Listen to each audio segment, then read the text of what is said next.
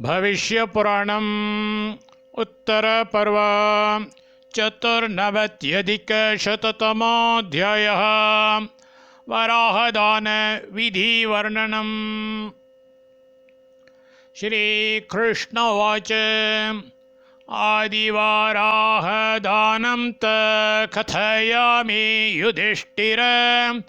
धरण्यै यत्पुरा प्रोक्तं वराहवपुषा मया।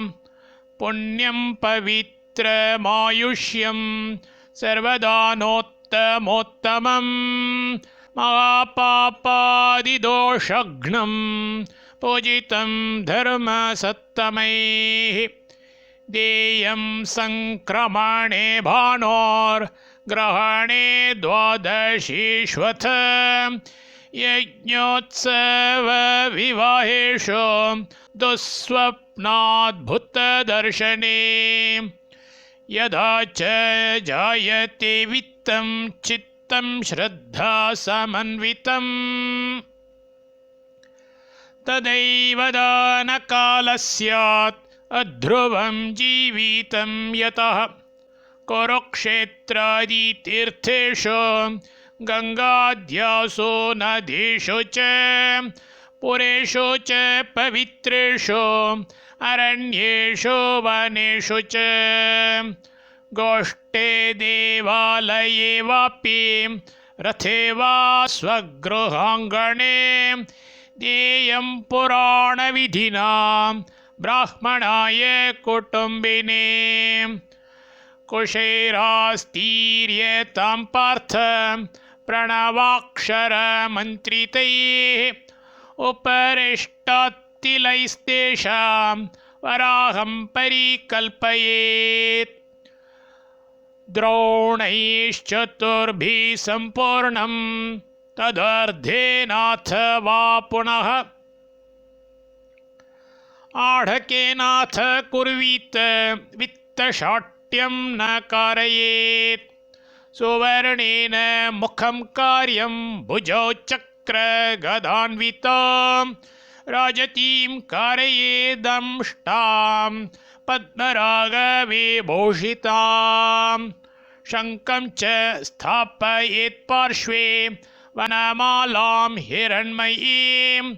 पुष्पैर्वा कारयेत् विद्वान् पादौ रोप्यमयौ तथा। दंष्ट्राग्रलग्नवसुधां सौवर्णीं कारयेत् शुभां। सर्वधान्यरसोपेतां वस्त्रालङ्कृतविग्रहां। प्रच्छाद्यवस्त्रैर्देवेशं वराहं सर्वकामदम्। रामराजिं कुशैकृत्वा गन्धपुष्पैरथार्चयेत्। नवग्रहमखकार्यो होमश्चात्र तिलैः स्मृतः। एवं संस्थाप्य विधिवत् ततस्तोत्रमुदीरयेत्।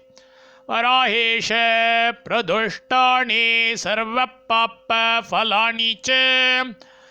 मर्ददं मर्दमहादंष्ट्र भास्वत्कनककुण्डल।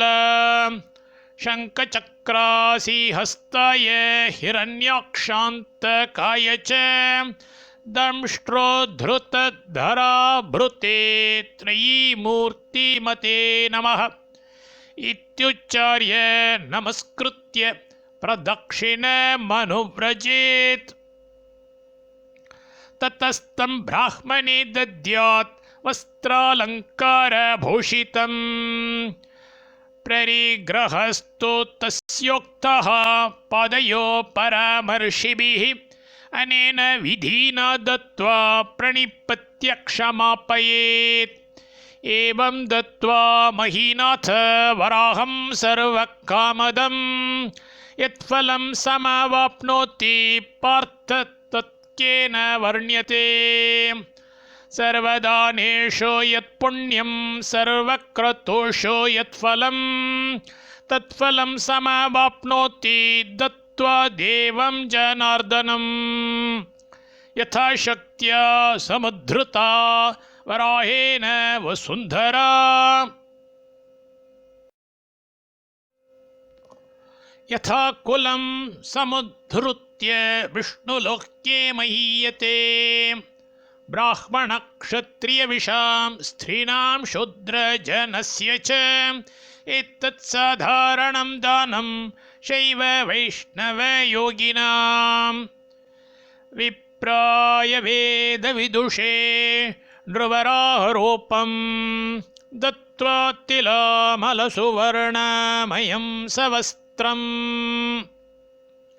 उद्धृत्य पूर्वपुरुषान् सकलत्र मित्रः प्राप्नोति सिद्धभुवनं सुरसिद्धजुष्टम् प्राप्नोति सिद्धभुवनं सुरसिद्धजुष्टम् इति श्रीभविष्ये महापुराण उत्तरपर्वणि श्रीकृष्णयुधिष्ठिरसंवादे वराहदानविधिवर्णनं नाम 94 उत्तरशततमोऽध्यायः।